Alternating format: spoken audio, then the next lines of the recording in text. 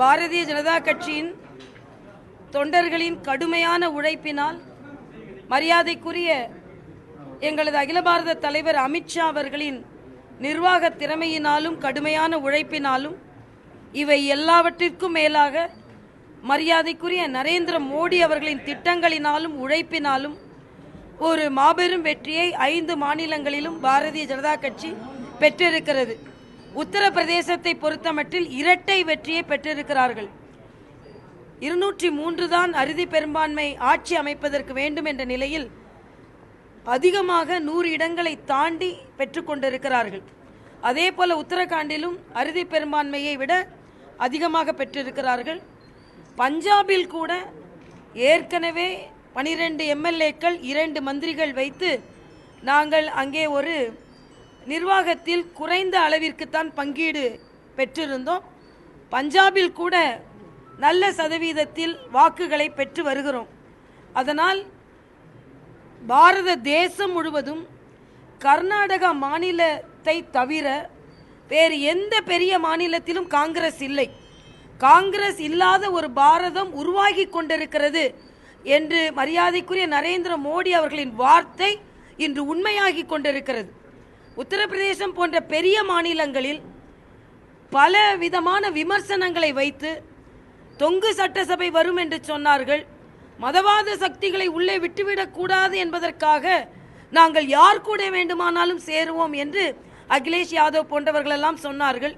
ஆனால் நீங்கள் வேண்டுமென்றால் உண்மை இல்லாத மதவாதம் என்ற ஒரு விமர்சனத்தை நீங்கள் வைத்துக்கொண்டே இருக்கலாம். ஆனால் மக்கள் அதை காதில் வாங்கிக் கொள்ளவே இல்லை என்பதை இந்த தேர்தல் முடிவுகள் மிக அப்பட்டமாக வெளிப்படுத்துகிறது. அது மட்டுமல்ல, எதிர்க்கட்சிகளை ஆளும் கட்சியாக மத்தியில் இருக்கும் பாஜக வெற்றி பெற்றிருக்கிறது என்பது மட்டுமல்ல, எதிர்க்கட்சிகளை புறக்கணித்திருக்கிறார்கள் மக்கள் என்பதும் இத்தகைய செய்தியை நமக்கு வெளிப்படுத்துகிறது. சதவீத அடிப்படையில் எல்லா இடங்களிலும். இன்னொன்று, பொருளாதார முக்கியமும் சரித்திர முக்கியமும் வாய்ந்த வெற்றி இது. ஏனென்றால் உலகத்திலேயே எந்த பிரதமரும் எடுக்க முடியாத ஒரு துணிச்சலான முடிவை பிரதமர் அவர்கள் எடுத்தார்கள். அது என்ன என்றால், கருப்பு பண ஒழிப்பு நடவடிக்கை, 500,000 மதிப்பு இழக்கும் நடவடிக்கை. இதற்கு பின்பு நடந்த அத்தனை உள்ளாட்சி தேர்தல்களிலும் பாரதிய ஜனதா கட்சி வெற்றி பெற்றிருக்கிறது. ஒரிசா, ராஜஸ்தான், குஜராத், மகாராஷ்டிரா சிவசேனாய் பிரிந்த பின்பும் குறிப்பிடத்தக்க வெற்றியை பெற்றோம். இன்று 5 மாநில தேர்தல்களிலும் வெற்றியை பெற்றுக்கொண்டிருக்கிறோம்.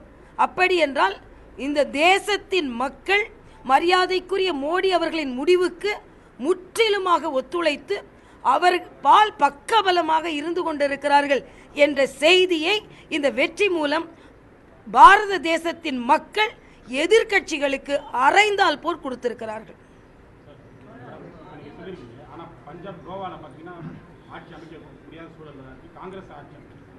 இல்லை, இன்னும் முழுமையாக வரல. ஆனால் கூட கோவாவில் பார்த்தீங்கன்னா கட்சியில் உள்ள சில பிரச்சனைகள் இருந்தது.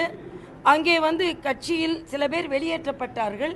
ஆக அப்படிப்பட்ட ஒரு சூழ்நிலை இருந்தபோது கூட அவர்கள் பக்கத்திற்கு பக்கம் வந்து கொண்டிருப்பது உண்மையிலேயே அதையும் நான் வெற்றி என்று தான் சொல்வேன். வாக்கு சதவீத மணிப்பூரில் கூட ஒரு இடம் கூட இல்லாத ஒரு சூழ்நிலையில் இன்று அங்கே ஒரு மிகப்பெரிய புரட்சி வெடித்து கொண்டிருந்த சூழ்நிலையில் பாரதிய ஜனதா கட்சி இத்தனை இடங்களை பெற்றுக்கொண்டிருக்கிறது. எல்லாரும் என்ன சொன்னீங்க? தேர்தலுக்கு முந்தைய காலகட்டத்தில் சின்ன மாநிலங்களை பற்றியெல்லாம் விட்டுருவோம், உத்தரப்பிரதேசத்தில் பெரும் வெற்றி தான் இந்த வெற்றியின் அடையாளம் என்று சொல்லிக் கொண்டிருந்தோம். அந்த வெற்றியின் அடையாளத்தை இரட்டிப்பாக பெற்றாகிவிட்டது. ஆரம்பத்தில் எல்லா விமர்சகர்களும் 5 மாநில தேர்தல் என்று இருந்தாலும் உத்தரப்பிரதேச முடிவுதான் இந்த வெற்றியின் குறியீடாக எடுத்துக்கொள்ளப்படும் என்று எல்லோரும் சொல்லிக் கொண்டிருந்தார்கள். அப்படி பார்த்தால் வெற்றியின் குறியீடு ஏற்கனவே கிடைத்துவிட்டது. மிச்சமெல்லாம் அது எந்த அளவிற்கு முடிவுகள் முழுவதுமாக வெளிவருகிறது என்பதை பார்ப்போம். ஆனால் எல்லா இடங்களிலும் ஏதோ கருப்பு பண ஒழிப்பிற்கு பின்பு பாஜக நடுத்தெருவில் நிற்கும் என்று சொன்னார்கள், புறக்கணிக்கப்படுவார்கள் என்று சொன்னார்கள், புறந்தள்ளப்படுவார்கள் என்று சொன்னார்கள். அதையெல்லாம் மீறி மக்கள் ஒற்றுமையாக வாக்களித்து வெற்றியை தந்திருக்கிறார்கள். இதே வெற்றி, இந்த வெற்றியின் உற்சாகத்தோடு தமிழகத்திலும் நாங்கள் உள்ளாட்சி தேர்தலையும் சந்திப்போம், ஆர்கே நகர் தேர்தலையும் நாங்கள் சந்திப்போம்.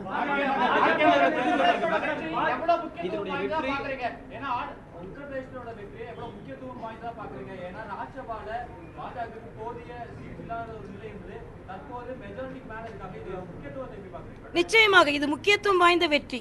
சட்டமன்றத்தில் மட்டுமல்ல, ராஜ்யசபையில் நாம் மக்களவையில் அறுதி பெரும்பான்மை இருப்பதனால் பல மசோதாக்களை மக்களவையில் நிறைவேற்றப்படுவது மாநிலங்களவையில் நிறைவேற்றப்பட முடியாமல் காங்கிரஸ் இப்படிப்பட்ட தங்களிடம் அதிக எண்ணிக்கை இருக்கிறது என்பதை வைத்து மட்டுமே எதிர்க்கட்சிகள், இன்னும் நீங்கள் சொல்ல போனால் மக்களவையை விட மாநிலங்களவையில் தான் கூச்சல் குழப்பம் அதிகமாக நிலவிக் கொண்டிருந்தது.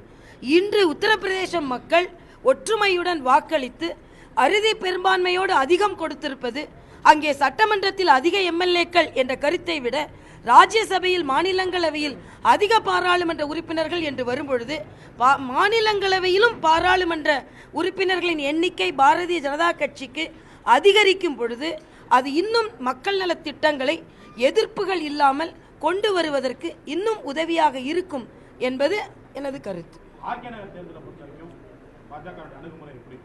பாஜகவின் அணுகுமுறை என்றுமே நேர்மையான அணுகுமுறை தான். நேர்மையான அணுகுமுறை, கடுமையான உழைக்கும் அணுகுமுறை. ஆக திராவிட கட்சிகளை புறந்தள்ளிவிட்டு மக்கள் இன்று வாக்களிப்பதற்கு தயாராக இருக்கும் சூழ்நிலையில் அந்த மனநிலையை நாங்கள் எங்களது நேர்மைத்தன்மை எடுத்துச் சொல்லி, ஏனென்றால் 1967 பின்பு தமிழக மக்கள் பார்த்து கொண்டிருப்பது ஊழலான நிர்வாகம், ஊழல் நிறைந்த நிர்வாகம். இந்த ஊழலான நிர்வாகம் இல்லை என்ற ஒரு சூழ்நிலையை மத்திய அரசு ஏற்படுத்தி இருக்கும் பொழுது அதே போல ஒரு ஊழலற்ற நிர்வாகத்தை தமிழகத்தில் கொடுக்க முடியும் என்றால் அது பாரதிய ஜனதா கட்சியால் தான் கொடுக்க முடியும் என்பதை நாங்கள் வலிமையாகவே மக்களிடம் எடுத்துச் செல்வோம். அதுபோல வளர்ச்சி திட்டங்களையும் நாங்கள் எடுத்துச் செல்வோம். அதாவது நாங்கள் எங்கள் கட்சியை பொறுத்தமட்டில் சமீபத்தில் அந்த எந்த இடைத்தேர்தலையும் நாங்கள் புறக்கணிக்கவில்லை. பல கட்சிகள் பல காரணங்களை சொல்லி, எங்களுக்கும் தெரியும் ஆளும் கட்சியின் பலம் இருக்கும், திராவிட கட்சிகள் எந்த அளவிற்கு இடைத்தேர்தலை அணுகுவார்கள் என்றெல்லாம் தெரியும். ஆனாலும் நாங்கள் துணிச்சலாக சமீபத்தில் நடந்த 3 இடைத்தேர்தலை கூட நாங்கள் சந்தித்தோம். அந்த வகையில் நாங்கள் சந்திக்கலாம் என்று இருக்கிறோம். நிர்வாகம் மூலமாக எந்த அளவிற்கு அதை நாங்கள் எடுத்துச் செல்கிறோம் என்பதை எல்லாம் இன்று மாலை எங்களுக்கு சென்னை சார்ந்த சகோதரர்கள் கூட்டம் இருக்கிறது. அதற்கு பின்பு மாநில நிர்வாகிகள் கூட்டம் இருக்கிறது. எங்களுக்கு தேர்தல் பணிக்குழு என்று ஒன்று இருக்கிறது. இவற்றை மத்திய எங்களது பொறுப்பாளர்கள் இருக்கிறார்கள். எல்லாவற்றையும் ஒரு கூட்டு முயற்சியாக மேற்கொண்டு இதற்கு என்று ஒரு திட்டமிடலோடு நாங்கள் ஆர்கே நகருக்குள் செல்வோம். அது எப்படி செல்ல போகிறோம் என்பதை பொறுத்திருந்து பாருங்கள்.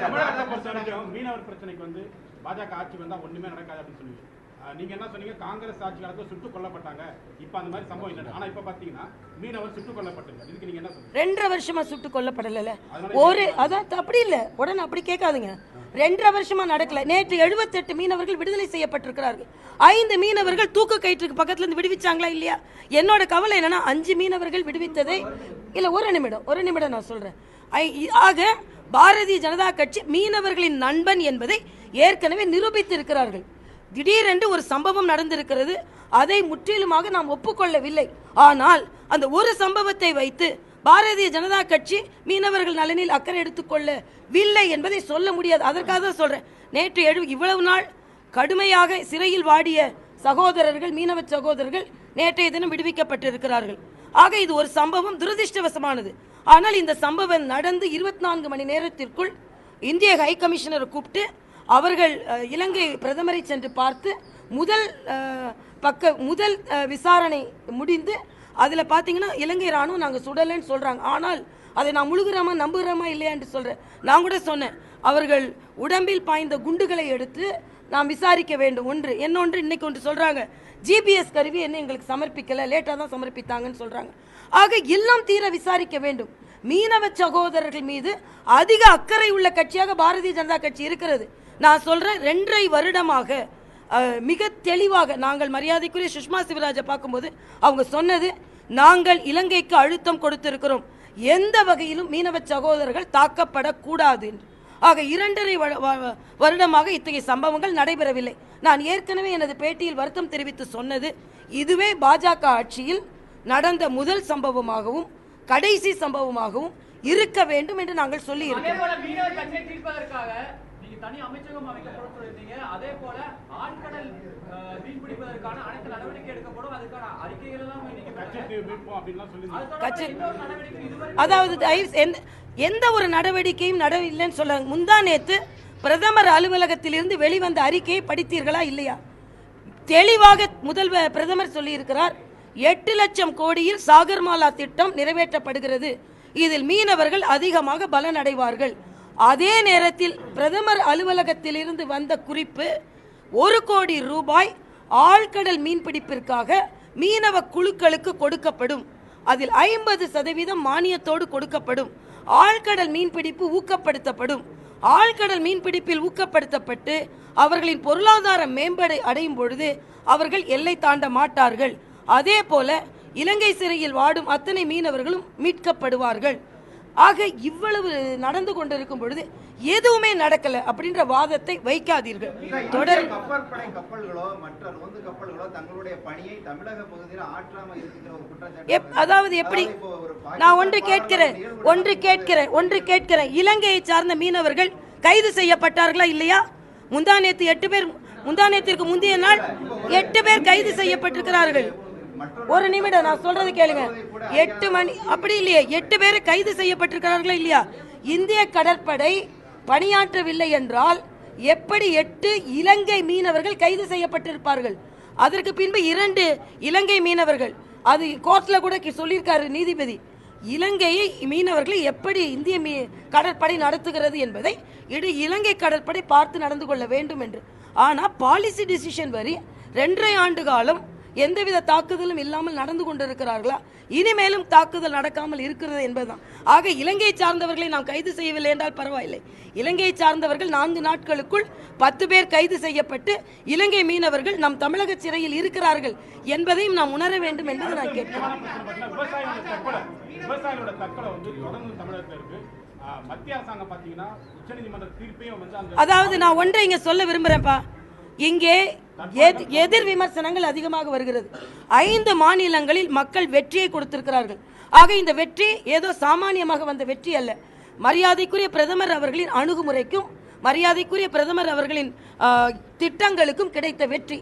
தமிழகத்தில் எனக்குள்ள கவலை என்ன என்றால் அதையெல்லாம் நாம் உணர மறுக்கிறோம் என்பதுதான். எய்ம்ஸ் வரல, நாங்கள் எய்ம்ஸ் வரும்னு சொல்லியாச்சு.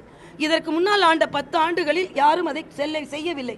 இதற்கு முந்தைய 10 ஆண்டுகள் திராவிட முன்னேற்ற கழகமும் காங்கிரசும் ஆட்சியில் இருந்தது. பட்டியலிடுங்க பார்க்கலாம் என்னென்ன திட்டங்கள் கொண்டு வரப்பட்டது. 2.5 ஆண்டுகளில் 10 பக்கத்துக்கு என்னால் பட்டியலிட முடியும்.